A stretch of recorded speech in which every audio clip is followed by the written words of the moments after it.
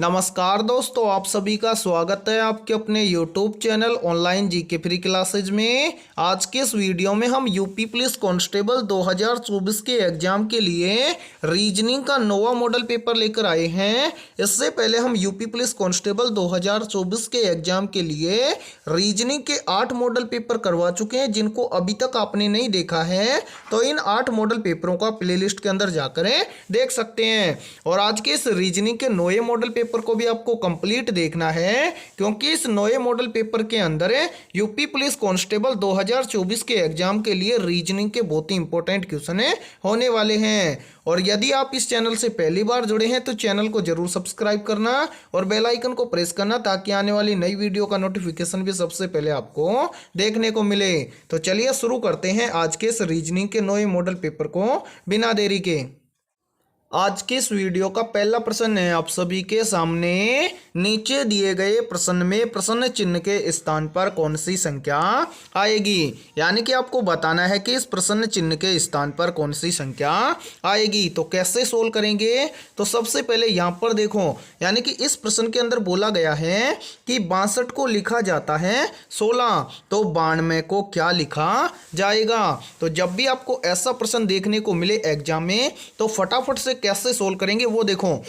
सबसे पहले तो आपको देखना है कि 62 से 16 कैसे बनेगा। तो कैसे बनेगा वो देखो, यानी कि इसके अंदर लॉजिक लगेगा। 62 मिलकर बना है 6 और 2 से, तो यहाँ पर देखिए इस 6 में से इस 2 को क्या करें, घटा दें। तो यहाँ पर देखो कितना बचेगा 4, और इस 4 का यदि स्क्वायर कर दें तो कितना हो जाएगा 16, जो कि यहाँ पर आप सभी के सामने दिया गया है। यही सेम लॉजिक लगाएंगे किसके अंदर, 92 के अंदर। तो क्या करेंगे, 92 मिलकर बना है 9 और 2 से, तो क्या करेंगे, इस 9 में से इस 2 को घटा देंगे। तो यहाँ पर देखिए 9 में से 2 को घटाएंगे तो कितना बच जाएगा 7, और इस 7 का यदि स्क्वायर कर दें तो कितना हो जाएगा 49। तो 7 का स्क्वायर होता है 49।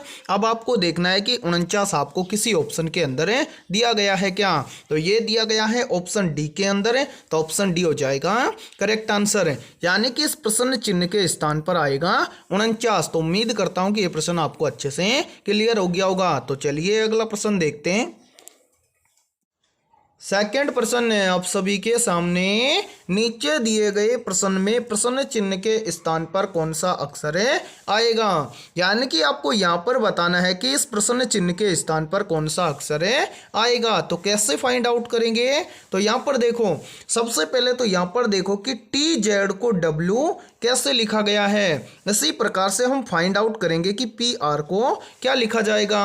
अब यहां पर देखो कि इस प्रश्न के अंदर क्या लॉजिक लगाएं कि हम इस प्रश्न चिन्ह के स्थान पर आने वाले अक्षर को ज्ञात करें। तो यहां पर देखिए बहुत ही सिंपल लॉजिक है, यानी कि यहां पर देखो क्या बोला गया है, यहां पर बोला गया है कि टी जेड को क्या लिखा गया है डब्ल्यू। तो कैसे बनेगा डब्ल्यू, तो सबसे पहले क्या करेंगे, यहां पर देखो कि टी कितने नंबर पर आता है और जेड कितने नंबर पर आता है। तो अल्फाबेट लेटर के अंदर टी आता है 20 नंबर पर है और जेड आता है 26 नंबर पर है। अब क्या करेंगे, इन दोनों को यदि हम आपस में ऐड कर दें तो कितना हो जाएगा 46, यानी कि 20 और 26 को आपस में ऐड करेंगे तो कितना हो जाएगा 46। अब टी जेड कितने लेटर हैं, 2 हैं, टी अलग है और जेड क्या है अलग है, 2 लेटर हैं। तो क्या करेंगे, इस 46 के अंदर 2 का भाग दे देंगे। तो यहाँ पर देखिए 46 में 2 का भाग दे देंगे तो कितना आएगा 23, और 23 नंबर पर क्या आता है डब्ल्यू आता है, जो कि यहाँ पर दिया गया है। अब यही सेम लॉजिक लगाएंगे किसके अंदर, पी आर के अंदर है। तो यहां पर देखिए पी आता है कितने नंबर पर है, तो यहां पर देखिए पी आता है 16 नंबर पर है और आर आता है 18 नंबर पर है। अब इन दोनों को आपस में ऐड करेंगे तो कितना हो जाएगा 16 और 18 हो जाएगा 34। अब पी आर दोनों अलग अलग लेटर हैं, कितने हैं पी और आर, तो 2 लेटर हैं। तो 34 के अंदर क्या करेंगे 2 का भाग देंगे। तो 34 में 2 का भाग देंगे तो कितना आ जाएगा 17। अब अंग्रेजी वर्णमाला के अंदर 17 नंबर पर क्या आता है, तो 17 नंबर पर आता है क्यों, यानी कि इस प्रश्न चिन्ह के स्थान पर भरा जाएगा क्यों अक्षर। ठीक है, अब आपको देखना है कि क्यों अक्षर आपको किस ऑप्शन के अंदर दिया गया है, तो ये दिया गया है ऑप्शन बी के अंदर। तो ऑप्शन बी हो जाएगा करेक्ट आंसर। तो उम्मीद करता हूं कि ये प्रश्न भी आपको अच्छे से क्लियर हो गया होगा। और यदि ये वीडियो आपको पसंद आ रही है तो जल्दी से इस वीडियो को लाइक कर दो, और अभी तक आपने इस चैनल को सब्सक्राइब नहीं किया है तो फटाफट से इस चैनल को कर लो सब्सक्राइब और बेल आइकन को प्रेस करना, ताकि आने वाली नई वीडियो का नोटिफिकेशन भी सबसे पहले आपको देखने को मिले। और आपके जितने भी दोस्त यूपी पुलिस एग्जाम 2024 की तैयारी करते हैं तो उनके पास भी इस वीडियो को ज़्यादा से ज़्यादा शेयर करें। तो चलिए अगला प्रश्न देखते हैं। तीसरा प्रश्न है आप सभी के सामने, दिए गए विकल्पों में से विषम शब्द ज्ञात कीजिए। यानी कि यहाँ पर देखिए आप सभी के सामने 4 शब्द दिए गए हैं और इन चारों शब्दों में से एक शब्द क्या है, अलग है। किसी न किसी प्रकार से वो शब्द क्या होगा, अलग होगा, और उसे हमें क्या करना है, ज्ञात करना है। तो कैसे ज्ञात करेंगे वो देखो। जैसे हमारे पास 4 शब्द दिए गए हैं, कौन कौन से दिए गए हैं यहाँ पर देखो।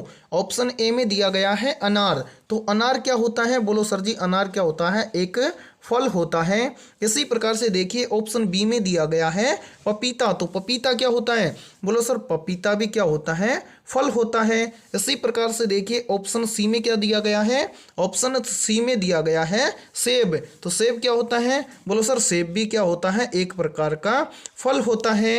अब इसी प्रकार से देखिए ऑप्शन डी में क्या दिया गया है, तो ऑप्शन डी में दिया गया है आलू। तो आलू क्या होता है, बोलो सर आलू क्या होता है, आलू एक सब्जी का नाम है। ठीक है, अब इन चारों में से आप अलग बता दोगे कि कौन सा शब्द अलग है।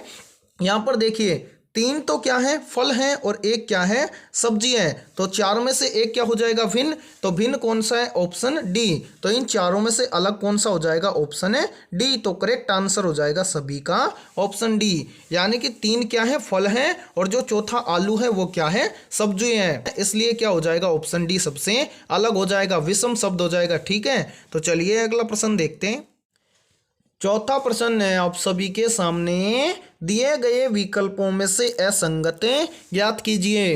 यानी कि यहाँ पर देखिए आप सभी के सामने 4 विकल्प दिए गए हैं और इन चारों विकल्पों में से एक विकल्प क्या है, किसी न किसी प्रकार से अलग है, और उस विकल्प को हमें क्या करना है, ज्ञात करना है। तो कैसे ज्ञात करेंगे वो यहाँ पर आप देखो। जैसे ऑप्शन ए के अंदर हमें दिया गया है FIL। ठीक है, ऑप्शन बी के अंदर हमें दिया गया है DKL, ऑप्शन सी के अंदर दिया गया है GIK, और ऑप्शन डी में दिया गया है KJL। अब ठीक है, अब इनमें से क्या करना है, एक विकल्प अलग है, उसे हमें क्या करना है, छांटना है। तो कैसे छांटेंगे वो देखो। सबसे पहले हम ऑप्शन ए को देखेंगे। ऑप्शन ए में हमें दिया गया है FIL। तो इन तीनों लेटर का हम क्या करेंगे, नंबर करेंगे। जैसे F अल्फाबेट लेटर के अंदर कितने नंबर पर आता है, तो F आता है 6 नंबर पर है, प्लस कर देंगे यानी कि इनको काउंट करेंगे। I कितने नंबर पर आता है, I आता है 9 नंबर पर, और L आता है 12 नंबर पर। ठीक है, अब इन सभी को हम टोटल करके देखेंगे कि इनका टोटल कितना होता है। तो यहाँ पर देखिए 6 और 9 हो जाएगा 15, 15 और 12 कितना हो जाएगा 27। ठीक है, अब इसी प्रकार से देखेंगे ऑप्शन बी को।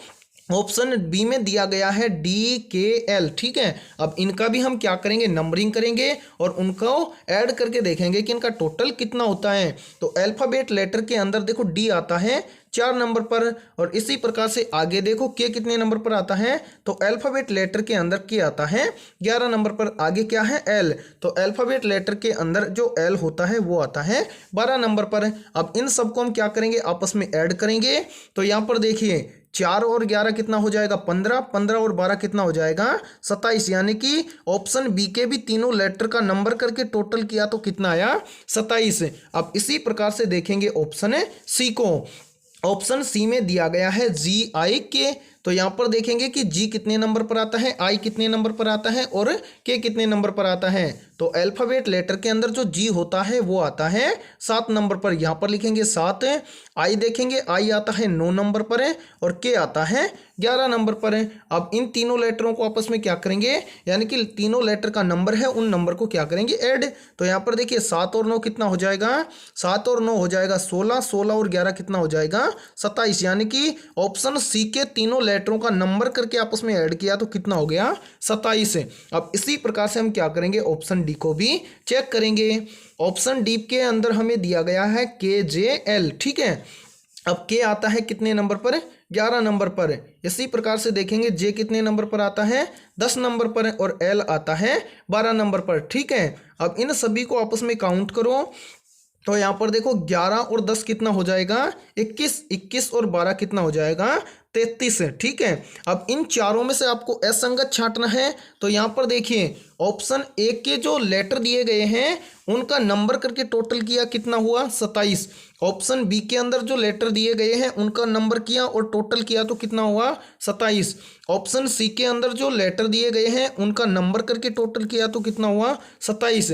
जबकि ऑप्शन डी के अंदर जो लेटर दिए गए हैं उनका नंबर करके टोटल किया तो कितना हुआ, 33। यानी कि ऑप्शन डी क्या हो जाएगा, सबसे अलग हो जाएगा या असंगत हो जाएगा। ठीक है, तो करेक्ट आंसर हो जाएगा सभी का ऑप्शन है डी। तो उम्मीद करता हूं कि ये चौथा प्रश्न भी आपको अच्छे से क्लियर हो गया होगा। तो चलिए अगला प्रश्न देखते हैं।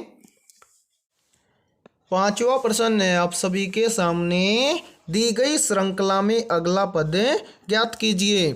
यानी कि यहाँ पर आपको बताना है कि इस प्रश्न चिन्ह के स्थान पर है कौन सा नंबर आएगा। तो कैसे सोल्व करेंगे वो देखो, सबसे पहले हमें सीरीज में दिया गया है 5, 11, 25, 55, 117, 243 और आगे बताना है कि 243 के बाद में इस प्रश्न चिन्ह के स्थान पर है क्या आएगा। तो सोल्व कैसे करेंगे वो देखो, इस प्रश्न के अंदर क्या लॉजिक लग रहा है। तो यहाँ पर देखो सबसे पहले हुआ क्या है, यहाँ पर देखो 5 से क्या हुआ है, 11। 5 से 11 कैसे बनेगा, तो यहाँ पर देखो यदि इस 5 का गुणा कर दिया जाए 2 के साथ में और प्लस ऐड कर दें 1 तो कितना हो जाएगा, बोलो सर 11। अब इसी प्रकार से देखो आगे 11 से क्या हुआ है, 25। 11 से 25 कैसे बनेगा, तो यहाँ पर देखो यदि इस 11 का गुणा कर दिया जाए 2 से और प्लस ऐड कर दिया जाए 3 तो कितना हो जाएगा, 25। ठीक है, अब इसी प्रकार से देखो आगे 25 से क्या हुआ है, 55। तो 25 से 55 कैसे बनेगा वो यहाँ पर देखो, यदि हम क्या करें इस 25 का गुणा कर दें किसके साथ में, 2 के साथ में और ऐड कर दिया जाए 5 तो कितना हो जाएगा, 55। ठीक है, क्योंकि 25 2 50 और 5 को ऐड करेंगे तो हो जाएगा 55। अब आगे देखो 55 से क्या हुआ है, 117। तो 55 से 117 कैसे बनेगा वो देखो, यानी कि क्या करेंगे इस 55 का गुणा कर देंगे किसके साथ में, 2 के साथ में और इसके अंदर ऐड कर देंगे 7 तो कितना हो जाएगा, 117। अब इसी प्रकार से आगे देखो 117 से क्या हुआ है, 243। 243 कैसे बनेगा, तो यहाँ पर देखो यदि 117 का गुणा कर दिया जाए 2 के साथ में और ऐड कर दें कितना, 9 तो कितना हो जाएगा, 243। अब 243 के आगे हमें बताना है कि क्या आएगा। अब यहाँ पर देखो क्या लॉजिक लग रहा है, यानी कि यहाँ पर देखो क्या किया गया, हर संख्या का 2 से गुना किया गया है और ऐड क्या किया गया है, देखो पहली संख्या में 1 को ऐड किया गया, फिर ऐड किया गया 3, फिर ऐड किया गया 5, फिर ऐड किया गया 7 और फिर क्या किया गया है, 9 ऐड किया गया है। अब हम क्या करेंगे यहाँ पर आगे हम करेंगे यहाँ पर देखो 243 का गुना करेंगे 2 के साथ में और ऐड करेंगे कितना, 11। क्यों ऐड करेंगे, क्योंकि सभी के अंदर क्या हुआ है, 2 जुड़ता आया है। जैसे पहले +1 फिर उसके बाद में देखो 1 के अंदर 2 ऐड किया तो कितना हुआ, 3। 3 के अंदर 2 ऐड किया तो कितना हुआ, 5। 5 के अंदर 2 को ऐड किया तो कितना हुआ, 7। 7 के अंदर 2 को ऐड किया तो कितना हुआ, 9। और 9 के अंदर 2 को ऐड करेंगे तो कितना हो जाएगा, 11। अब यहाँ पर देखो 243 का गुना 2 से करेंगे तो यहाँ पर कितना हो जाएगा, तो 243 का गुना हम करेंगे किसके साथ में, 2 के साथ में। तो यहाँ पर देखिए कितना होगा, 3 दूनी 6, 4 दूना हो जाएगा 8 और 2 दूना कितना हो जाएगा, 4। तो यहाँ पर हो जाएगा 486। 486 में देखो 11 को ऐड करेंगे तो यहाँ पर कितना हो जाएगा, ये हो जाएगा 6 और 1 7 से 8 और 1 हो जाएगा 9 और 4। ठीक है, यानी कि 486 में 11 को ऐड करेंगे तो हो जाएगा 497। यानी कि इस प्रश्न चिन्ह के स्थान पर क्या आएगा, 497, जो कि आपको दिया गया है ऑप्शन डी के अंदर। तो ऑप्शन डी हो जाएगा करेक्ट आंसर। तो उम्मीद करता हूं कि यह प्रश्न भी आपको अच्छे से क्लियर हो गया होगा। तो आज के इस वीडियो में इतना ही। आज के इस वीडियो में हमने रीजनिंग के 5 बहुत ही इंपॉर्टेंट क्वेश्चन करवाए हैं। तो इन 5 में से आपके कितने क्वेश्चन सही हुए हैं वो आपको कमेंट बॉक्स के अंदर बताना है। तो फिर मिलेंगे सुबह ऐसे इंपॉर्टेंट क्वेश्चनों के साथ सुबह 7:30 बजे। ठीक है।